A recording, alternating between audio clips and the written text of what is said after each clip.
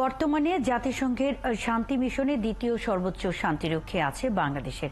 রাজনৈতিক কারণে এবং উদ্দেশ্য প্রণোদিতভাবে বাংলাদেশের শান্তি মিশনের উপর মানবাধিকারের দায় চাপানো হয়েছে বলে মন্তব্য করেছেন সাবেক দুই পররাষ্ট্রমন্ত্রী। একাত্তরকে দেয়া সাক্ষাৎকারে তারা বলেন, যাচাই বাছাইয়ের পরই জাতিসংঘ শান্তি মিশনগুলোতে নিয়োগ দেওয়া হয়। কেউ অপরাধ করলে শাস্তিও নিশ্চিত করে জাতিসংঘ। ঝুমুর বাড়ির প্রতিবেদন। জাতিসংঘ শান্তিরক্ষা মিশনে ১২৫টি দেশের মধ্যে সর্বোচ্চ সংখ্যক শান্তিরক্ষী পাঠিয়ে বাংলাদেশ দীর্ঘ সময় ধরে শীর্ষ অবস্থানে রয়েছে। শুধু আফ্রিকা নয়, ইউরোপ এবং এশিয়ার ৪৩টি মিশনে বর্তমানে কোনো ধরনের অভিযোগ ছাড়াই বাংলাদেশের সেনা, নৌ ও পুলিশ বাহিনীর সদস্যরা কাজ করছে বলে জানিয়েছেন সেনাপ্রধান এস.এম. শফিউদ্দিন আহমেদ। নগদে ৫০০ টাকা বা তার বেশি পেমেন্টে পেতে পারেন ঢাকায় জমিসহ ২০ কোটি টাকার পুরস্কার। সম্প্রতি বিদেশি এক গণমাধ্যম বাংলাদেশের শান্তিরক্ষীরা মানবাধিকার লঙ্ঘন করছে এমন প্রতিবেদন তৈরি করে।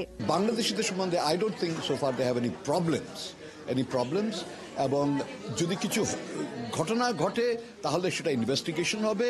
Those who are guilty will be punished and those who do well will be rewarded. বিদেশিদের পয়সা খেয়েছে, কারণ তারা আমাদের সাথে প্রফেশনালিজমে কম্পিট করতে পারতেছে না, সার্ভিসে কম্পিট করতে পারতেছে না, আমাদের ডেলিভারিতে কম্পিট করতে পারতে, তখন তারা কিছু বানোয়ার জিনিস তৈরি করছে যাতে আমাদের এদের আন্ডারমাইন করা যায়।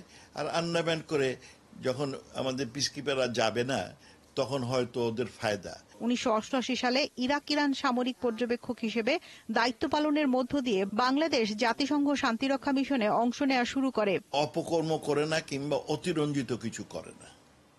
আর যদি একটা দুটা করে, সরকার তাদের বিভিন্ন ধরনের শাস্তি, একটা পিসকিপার তো উড্ড করে নিয়ে আসে, আর তারপরে তাদের মিলিটারি কোর্টে তাদের বিচার হয়। যারা মানবাধিকার লঙ্ঘন করেছে কিংবা অহেতুক হত্যা করেছে তাদের তারা নেয় না, তারা যাচাই বাছাই করে নেয়। সুতরাং এগুলো ঠিকবে না, যাচাই বাছাই ঠিকবে না। তো সুতরাং আমার মনে হয় যে এইগুলো যারা ছবি করেছে এটা দুষ্ট বুদ্ধি। আইএসপিআর এর পক্ষ থেকে রিপোর্টের প্রতিবাদ জানানো হলেও জাতিসংঘের পক্ষ থেকে ভালো মন্দ কিছুই বলা হয়নি। ঝুমুর বাড়ি, একাত্তর, ঢাকা।